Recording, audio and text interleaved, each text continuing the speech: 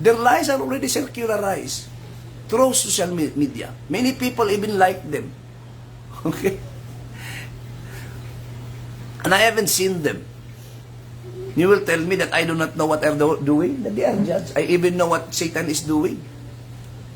One of the deeds of Satan is to twist the gospel, to blind the people to know the gospel, to make people rich, especially these Catholic popes. Jesus commanded the rich in the kingdom, the true kingdom ruled by Him. The holy kingdom ruled by Him.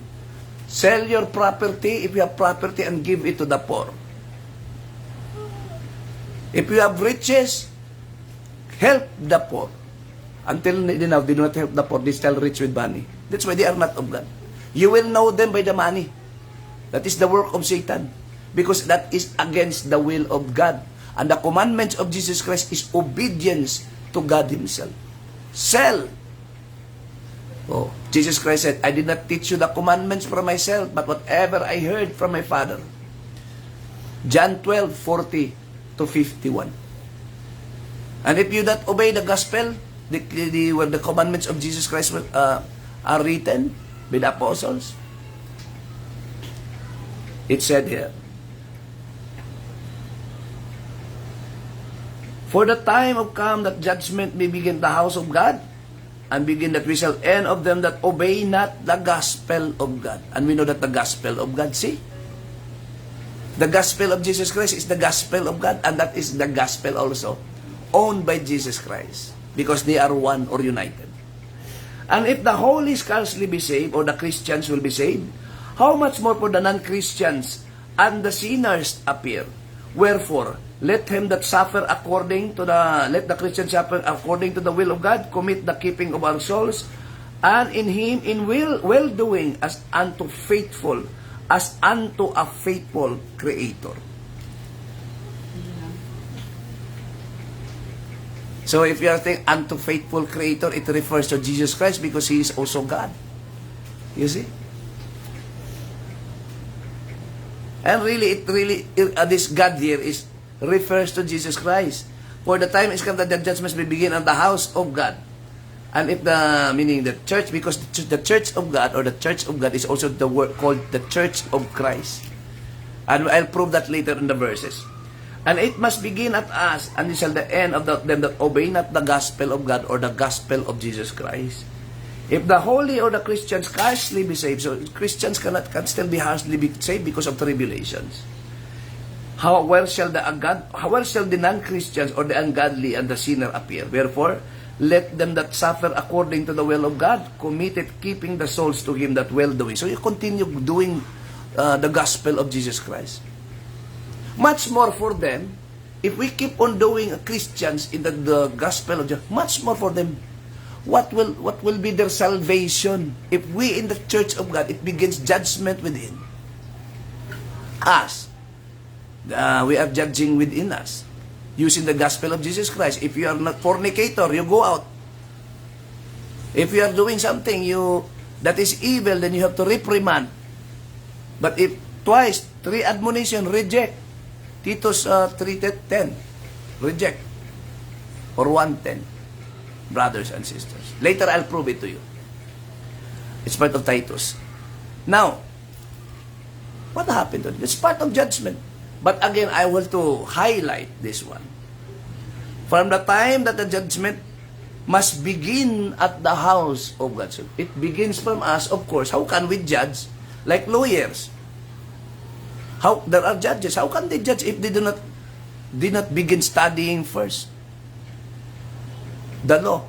And how can we know judgment outside if we do not know the judgment inside? Where will we know this understanding? It must be taught by Jesus Christ. Then we'll judge ourselves. It must begin from us. Then we will apply it to outside. If we tell us, if you commit adultery here, you will not be saved.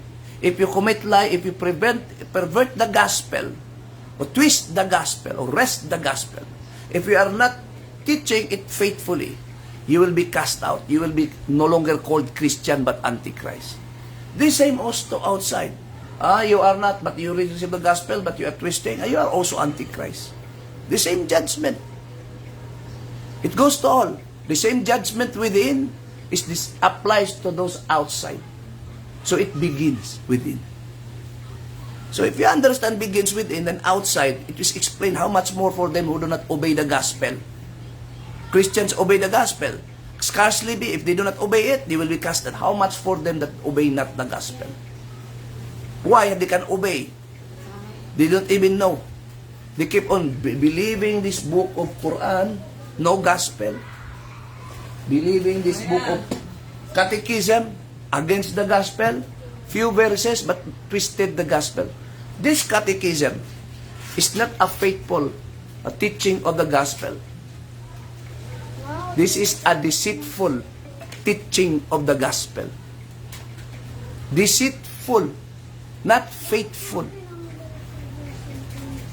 Like example, your wife or husband is deceiving you. She has a third-party lover.